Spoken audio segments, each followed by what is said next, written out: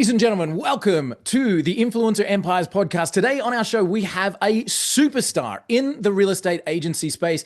This man, when he talks, has more than 500,000 people pay attention to his every word. He has been a real estate agent for more than 25 years, but has sold over 2,700 homes. Now, if you're doing the maths, that's more than 100 homes per year. He's now on a mission to do 1,000 homes a year over the next 5 years and train people along the way. When this man speaks, people listen. He's teaching real estate agents how to succeed, how to get out of their own way, and building a tribe and a following along the way. Every single post that he's making on social media is getting picked up with hundreds of comments and likes and people engaging with none other than Michael Putnam. Michael is the CEO of the Putnam Group. He's also the founder of the Alpha U real estate coaching program, and he is a man worth listening to. Dude, I'm so thrilled that you've taken the time to join us on the show. Thank you so much for jumping in. Wow, what an introduction. I can't say very often. I'm blushing. That was quite impressive. Thank you. No, man, we're just getting started. There was a whole bunch of stuff I had to cut out there. As I was researching you, Michael, you've had an incredible journey. So how did you actually get into real estate as a career and as a profession? What's funny, before I got into real estate, I was a restaurant consultant, which, everybody's seen bar rescue. You basically have 4 months, you hire, fire, go to the next place. And I just traveled around the country doing that. And, after you work 100 hours a day, you start to say, gosh, if you make $100,000 and you work 100 hours, you basically are making $10 an hour, So Right. I started to look at it. My grandmother had always said to go into sales. So I went out and interviewed at Xerox and IBM and, pharmaceuticals. And the last stop was this mom and pop real estate shop out in Woodbridge called Heartland Realty. And I'll never forget, I get in there and there's a guy and, he starts kind of limping in there. And he goes, "Who are you?" And I was like, "Mike Putnam." And I was like, "Who are you?" He said, "I'm the broker." And his name was Jerry. And so we start talking. And I said, "Jerry, can I ask you a question?" He's like, "Yeah." I said, "How much money you make last year?" He said, "Well, I've been doing it 30 years. I'm like, "I know, but you don't have to tell me. But if you did, like, what'd you make?" And he was like, $352,000. I was like, "Jared, you made $352,000. Oh, yeah, but I've been, you wouldn't lie to me, Jerry. Oh, no, no. So he left. This guy comes in and he's trying to pitch me. I'm like, stop. See that man down there? What's his name? His name's, did he make 350? Yeah, yeah. Oh, yeah. I'm in. I'm in. Stop. I'm in. Like, give me, signed it. I called up my boss and I'm like, I'm putting in my 2 weeks. I'm going into real estate. It's like, if you do that, we're going to let you go. And I'm like, great.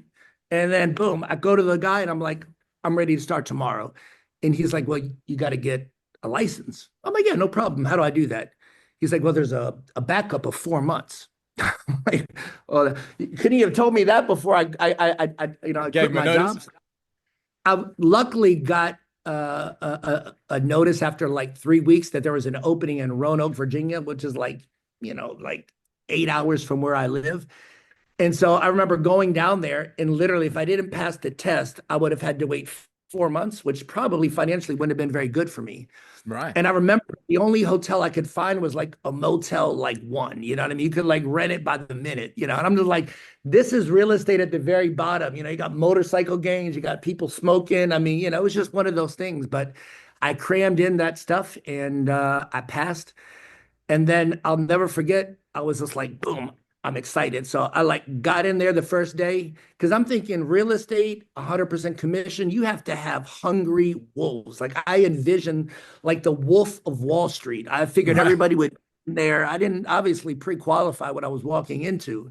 Yeah. But I imagine just people that are just pounding the phones and just calling because it's a commission job. And I like walked in at 6:30. I'm in my 3-piece suit. And I look around and there's literally nobody there. I'm like flicking on and the phone's ringing at like 7:30 and like 8:30 goes and 9 o'clock comes and 9:30 and around like 10 o'clock, the first agent came in and he was in like jeans and a t-shirt and he's playing solitaire. And I'm like freaking out because I just quit my job. And I'm like, "Dude, what do we do to sell houses?" He's like, "Dude, just answer the phone." So like, I'm like transferring stuff. I think the second agent came in at 12. And I remember calling my mom at like 1 o'clock and saying, "I think I messed up. Like nobody's working. I'm looking at the sales board. It says 1 1 1 2 3. Like that can't be good. And my first job when I was 14 was a telemarketer. Right. I call for the handicapped and disabled. So intuitively, I panicked. And so I got the white pages and I just started at A. And I was just like, hi, this is Mike with Heartland Realty. Have you ever thought about buying or selling? No.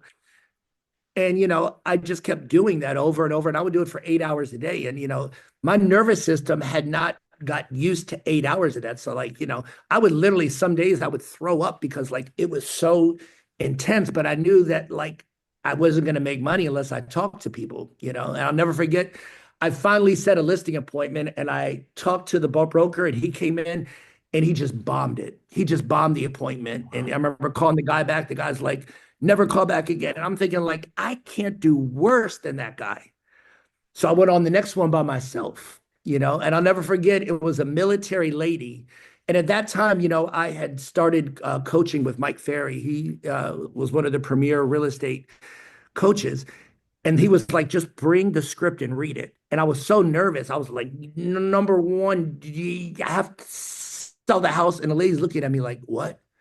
And second question, number two, do you have to price it to sell? You want to keep it? And she's literally looking at me because I sounded good on the phone, but like I wasn't good in person. And then the third one is, you want me to handle it?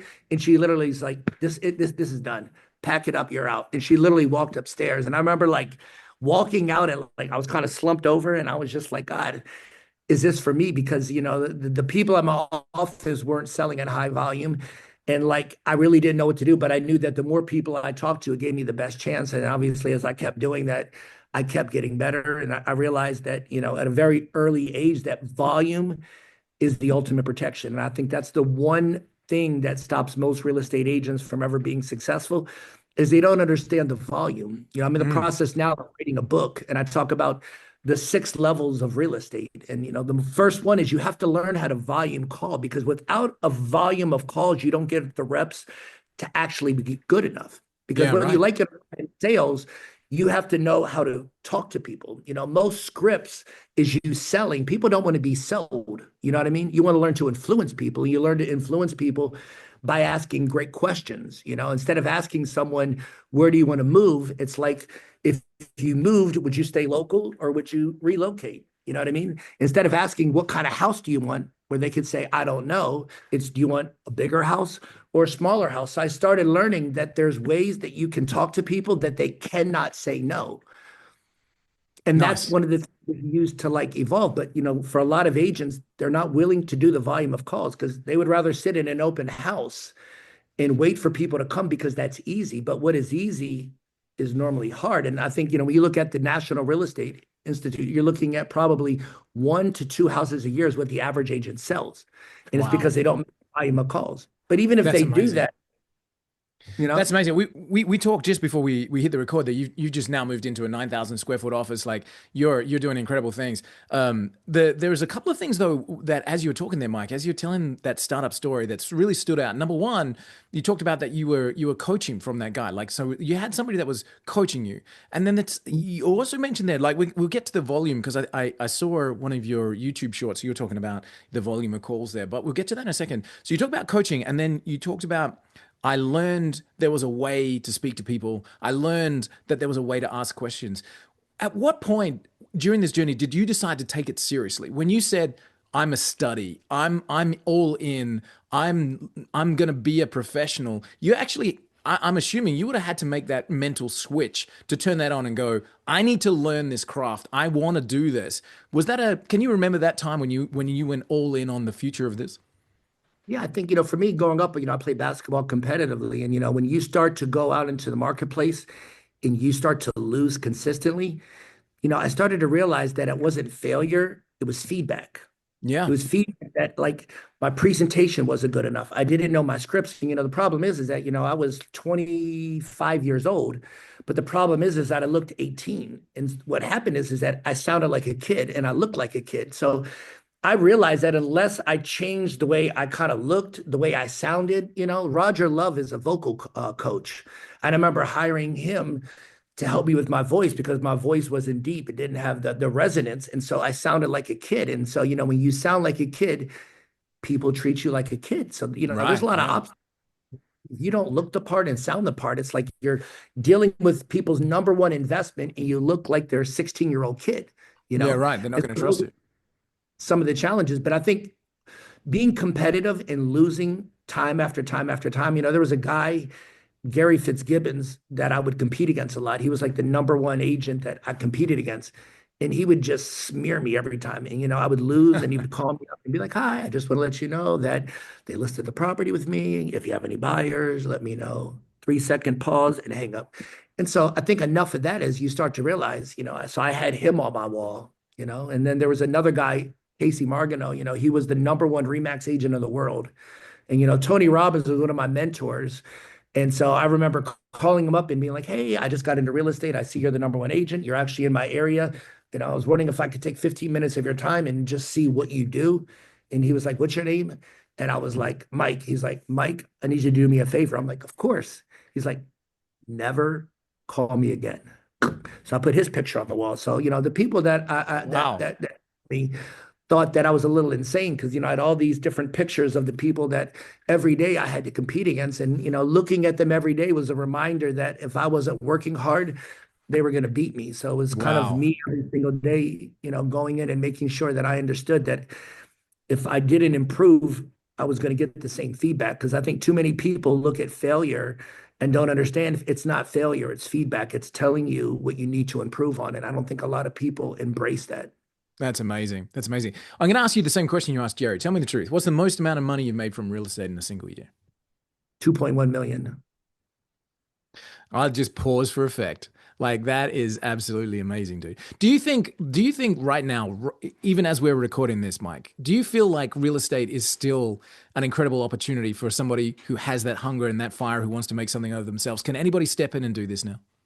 Yeah. I mean, let me tell you something. I think right now we're getting into a skill-based market. The last 10 years, you didn't have to do anything and the houses kind of sold themselves. It's been a while since we had a skill-based market. It's probably been since 2008 that we've had a market like this. I think that in the next 18 months, you're going to see 40 to 50% of real estate agents get out of the business Yeah. because they don't have the skills. And more importantly, they don't have the volume. But having said that, for the people that have skills, they have the systems, the strategies, and they go out and execute. I think that there's agents that can triple their business. I don't know if there's ever honestly been a greater opportunity to be a real estate agent because with less agents having skills, it's so easy to shine. I mean, I have a 17-year-old from one of my past clients that is here for the summer.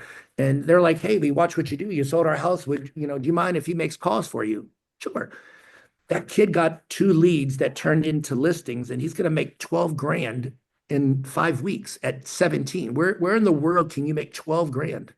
Yeah, right. And step into the shoes and just get straight into it and start it off. So like the journey that has given you, Mike, to come from that kicking down doors, driving 8 hours to get the license to, dialing, smiling and dialing, just doing the volume to now where, as I mentioned on that intro, there's more than 500,000 people that pay attention to your socials and your posts and you go in there. How has that social following influenced you and influenced your life? I think, I'd probably get 15 to 20 DMs per week. And, a lot of the videos that I make are around, people that I talk to. I mean, there's a lot of people out there that are having the worst year of their real estate career. And I'm talking really, really good agents Yeah. because they don't understand that if you don't improve in one of the 6 levels, you get stuck there. I mean, some people they're good at calling people, but they're not good at turning conversations into leads. They're not good at taking leads and turning them into appointments. They're not good at taking appointments and turning them into a signed contract. And I think the biggest thing you're seeing now is they don't know how to take a signed contract, meaning a listing agreement, and they don't know how to get it sold because right now you're having to go back and ask for price reductions. I mean, I had a house listed at 950. Another house came on the market a week later at 925. So we dropped to 925. They dropped to 900. We dropped to 900. We dropped to 875. They came to 875. We dropped to 850. They stayed, and then we got an offer at 840. It's like not many people have the ability to take a seller from here to here. And then when the offer came in at 850, I mean, it was listed at 850, at 840, having the skills to then get them to take that. And then the home inspection, there was issues because it was bad, and getting them to do that, like that is a skill. Yeah. The skill of walking people through the process. Because remember, for most people, this is the single biggest investment. There's more emotion in real estate than probably any other transaction because it's people's biggest money experience. And I think that a lot of people, they don't understand that it's your job to make sure that you have the skills necessary to navigate them through that. So, Yeah. I really believe that. I mean, there's a guy that I was coaching, and he had 27 listings before he stopped coaching, active, and one pending. What does that tell you? He had $300,000 in active inventory and said, you know what? I think I'm going to pause coaching. And the funny thing is, I said, dude, come to my office. I will sit down at the table and I will do it with you. You'll get at least 80%. We'll throw away the 20%. You'll make 200 grand because he had 330 grand in active inventory. But the sad part is that to him, he was looking at the cost instead of saying, if I know that skill, the investment for me is that I'm going to make 200,000 back. I had one of Yeah. my clients last week. She had a listing that had been on the market over 100 days at 1.5 million. So we talked about it, and I said, where does he need to be? She said 1.2. So I went through all the scenarios. I get on a call with her, walk through. She gets the guy to 1.2. It sells the next 3 days for 1.25. She's going to make $42,000. See, that's the thing. People don't understand that the biggest cost in our life is not what we pay. Because I remember someone telling me, what's the biggest cost in your life? And I was like, my mortgage. Nope. Taxes. Nope. It's the cost of not knowing.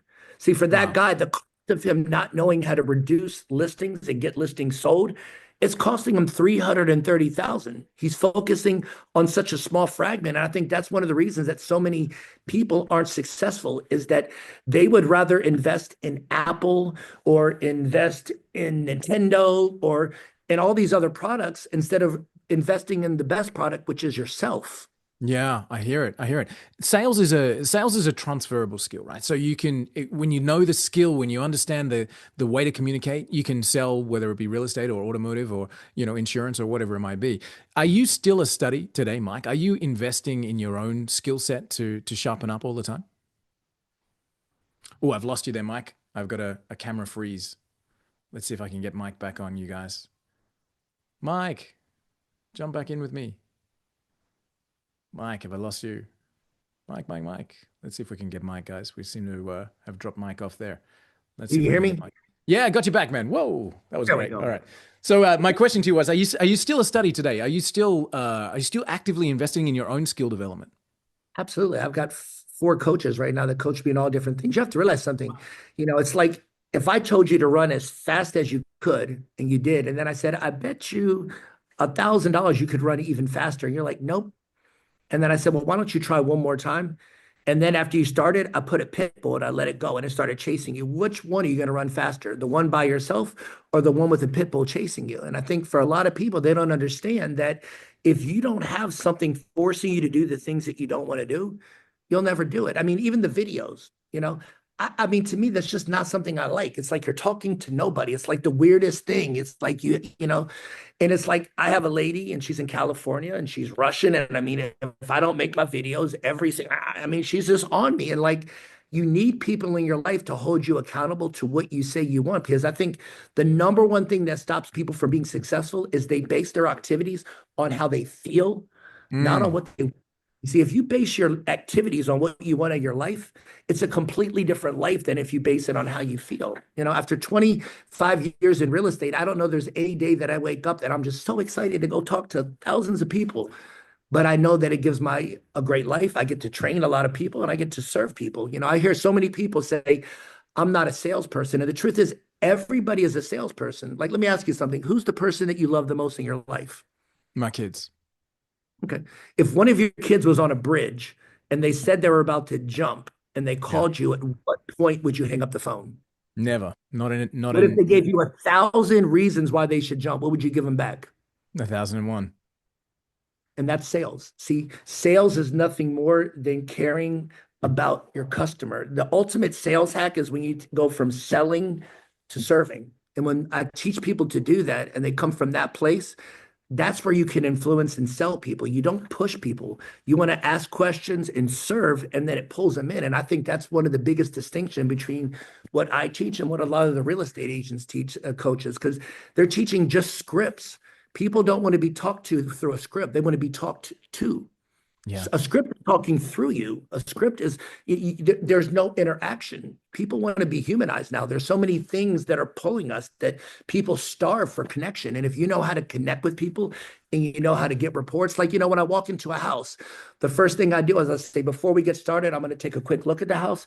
This is where we're going to switch roles for a second. You actually get to be the real estate agent. You show me around. And then they'll be like, oh, here's the living room. And I'm like, wow, you're natural. And it immediately creates a playfulness, because you see, if I can get you to feel like I'm like you, then you're going to want to do business with me. And I think rapport is one of the things that most people don't talk about. Rapport, people like to work with people they like and trust. And if you can't get to like you, then you're going to have trouble just talking at people. It doesn't work. Yeah, absolutely. Absolutely. So Mike, everything that you're talking about here is deliberate. And what I mean by that, my question to you before was, at what point did you decide to become a professional? You said, I'm going to learn, I'm going to study, I'm going to get a coach, I'm going to move this forward. Then even moving into the volume piece, where it's like, I don't want to make 1,000 calls, but I'm going to do it because this is what I've set myself to do. When you're looking at that kind of deliberate actions and going all the way back to the start of your story, when the first agent came in at 10 and the next one came in at 12, it feels to me like that's neglect or drift.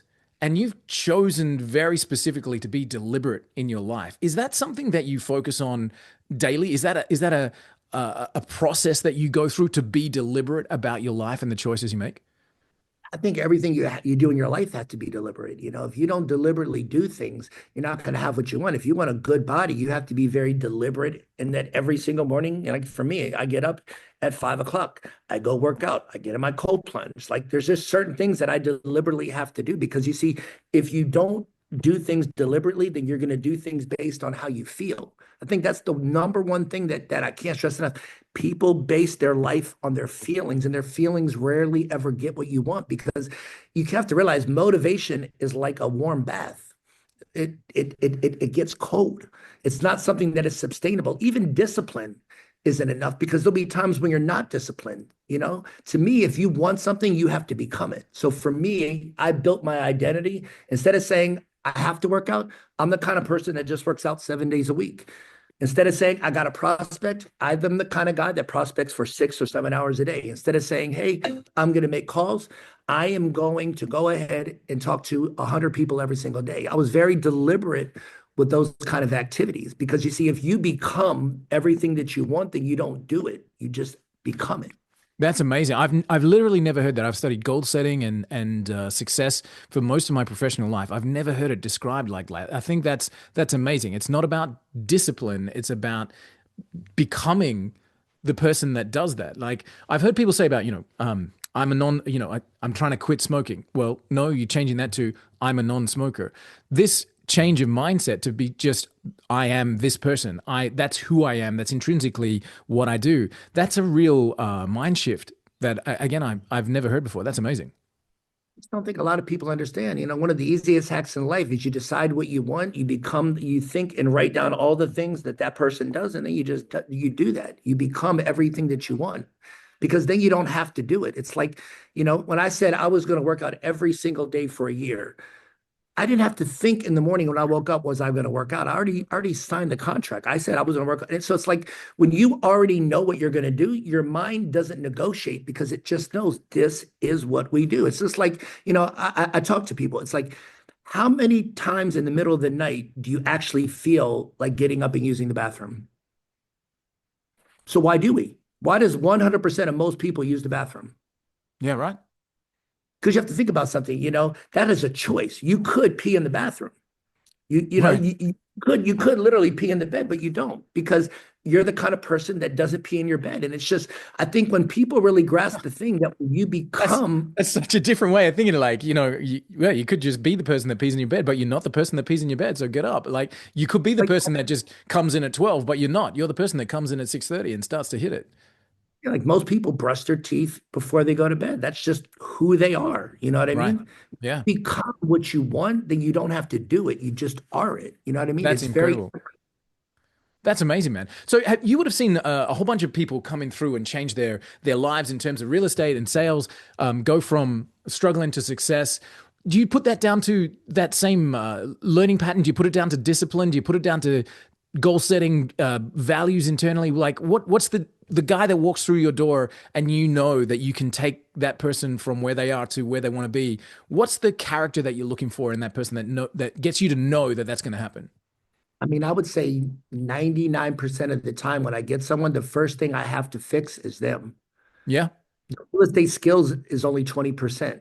The 80% is getting them to believe that they can actually do it, that they're worthy. You know what I mean? When you think about making $1 million or 500 and you've only made 40,000 in your life, it seems so far away. You know what I mean? It's just Mm-hmm. incomprehensible. So my first thing that I have to really work with people is mentally getting them to believe that they can actually do it. You have to realize there's three parts of life. The first thing to do anything, you have to believe it's possible. If you don't believe it's possible, you will not do it.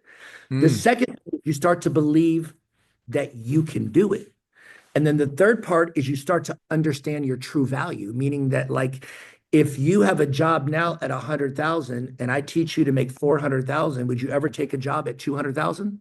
No, Never. because you understand that your value is 400,000. And so I think for a lot of people, they have to go in understanding that someone has done it. So we know that it's possible. But somewhere along the way, if you keep pushing, there's a moment where you actually start to believe that you're possible, that it's possible for you. You believe that you can do it. And when I coach people, when they get to that point, it's one of the most beautiful things to watch someone blossom and to start to win.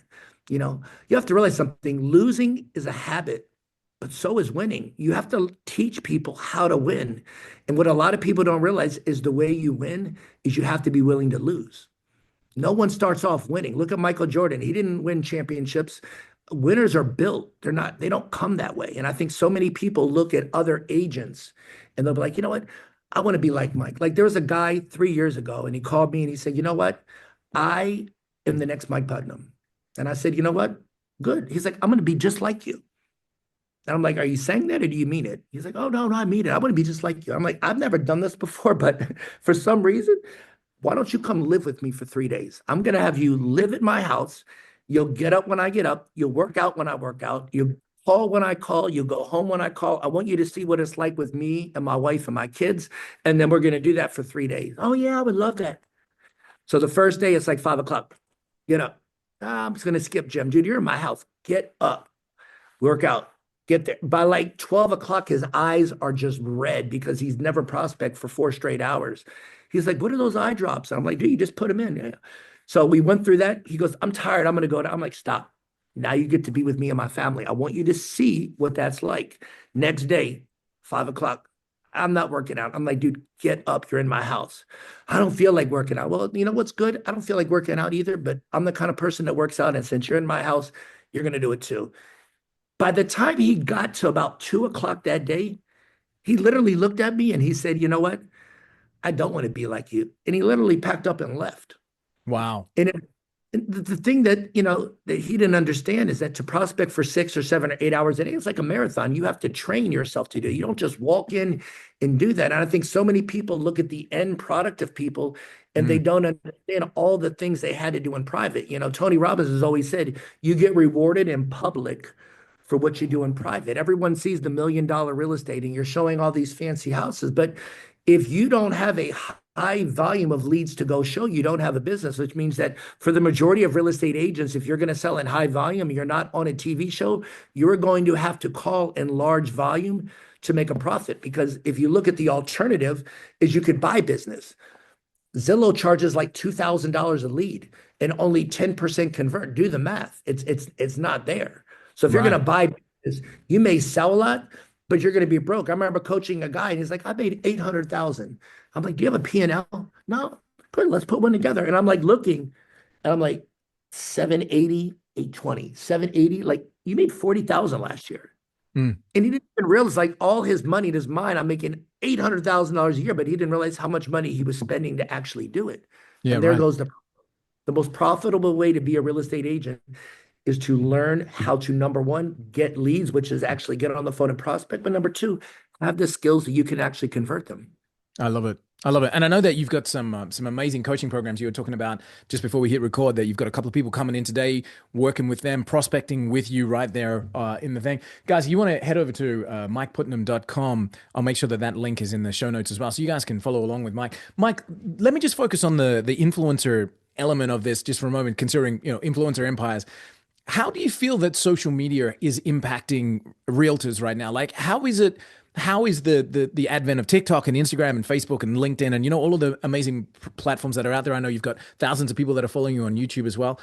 How has that world influenced realtors right now?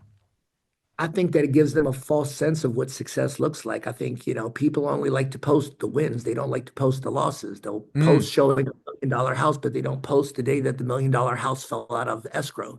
right. We're in a culture now where everybody only posts things that look good. You see relationships and husbands and wives, and they're taking pictures and they're so happy and their kids, and then they're getting divorced. Nobody likes to actually talk about what it actually takes to be successful. There's just not a lot of people, influencer wise, that actually do it. And people that do and are raw, I think they're unique. And I think that's why people are attracted to them. People want the rawness. They want to know, like, what is it really like to be a real estate agent? That's Yeah. why my dream was to always have a facility where people could come and I could literally train them from if they were a beginner or if they were a intermediate, I could literally train them how to prospect and then actually let them see what it looks like. So, I just got a 9,000 square foot facility in September. We're going to be doing prospecting clinics twice a month where people can fly in for 3 days.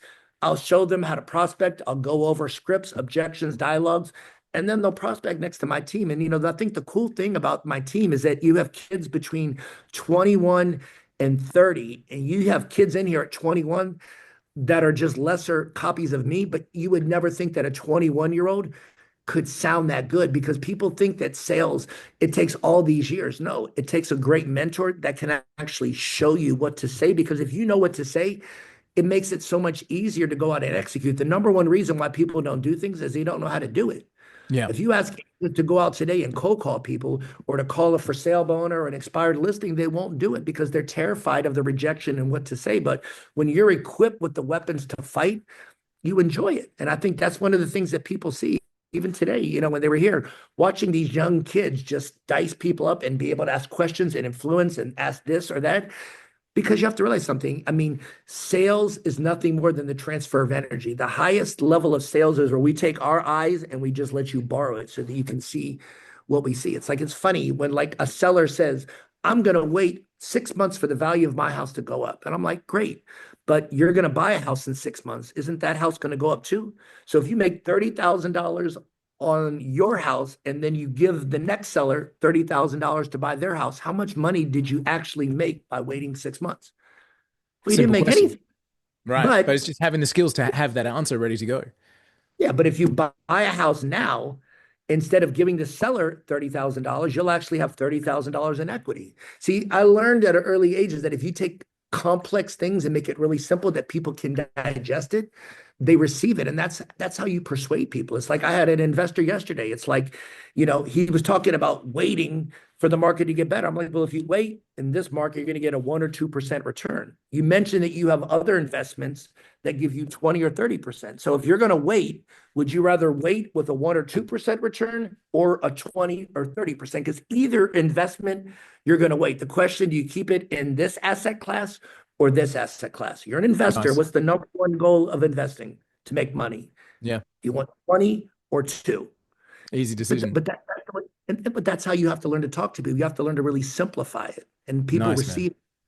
I love it. I love it. So changing lives, Mike, like, literally taking people in, letting them sit next to you and have that coaching, be in the pit bull in their lane, chasing them down towards the finish line, helping people run faster in their lives and in their profession. That's amazing. Do you feel the responsibility of that? Does that ever weigh on you that there are lives that you're responsible for now because people are following what you're doing? Yeah. I mean, to me, it's like, it's an obligation. I mean, I took some skills that God gave me and I had some great mentors along the way. And it's just like, I feel like, there's 6 levels in real estate, but the seventh level of anything is become so good at it that you can give it back to someone else. Because, the key to living at the end of the day is to give. And when you can give your information and as a result, other people's lives are changed. I mean, when I watch the agents that work for me and they make 3 and 4 and 500,000 and they have no expenses, where in the world can you do that? You know what I mean? Like we make more than the president of the United States. Like we make more than Fortune 500 CEOs. It's just like, it's insane that I can take people with no college education. They have nothing, but they can have the desire to have a better life and they can have it. It's one of the most beautiful things, as I said, to watch my clients win. And the number one thing that stops people from ever taking that first step is they focus so much on the cost. They don't look at the investment of what they get back. They don't understand that the biggest cost is what you don't know. Man, that's amazing. That's amazing. I think that's an incredible place to wrap. Guys, this is none other than Mike Putnam. He is, as I mentioned at the beginning, the leading star in the real estate space where you can actually come and turn your career around. But Mike, some of the things that you've said there are outside of real estate. They're outside of sales. They're literally like a life direction, and I appreciate you for that. Being able to understand the thought of internalizing, this is who I am, this is what I need to become to achieve what I'm looking for. Dude, I really appreciate it. Thank you so much for sharing the time, sharing the insights. Again, guys, that's mikeputnam.com. Instagram, YouTube. Mike is talking to the camera, even though he feels weird about it, helping people change lives and move their roadblock forward, and being that pit bull in the corner. If you want to have a pit bull chasing you down towards the finish line, none better than Mike. Mike, thank you again, man. I really appreciate your time and sharing some of the wisdom that's taking you to where you are. No, I really appreciate you having me. Thank you, man. I appreciate it.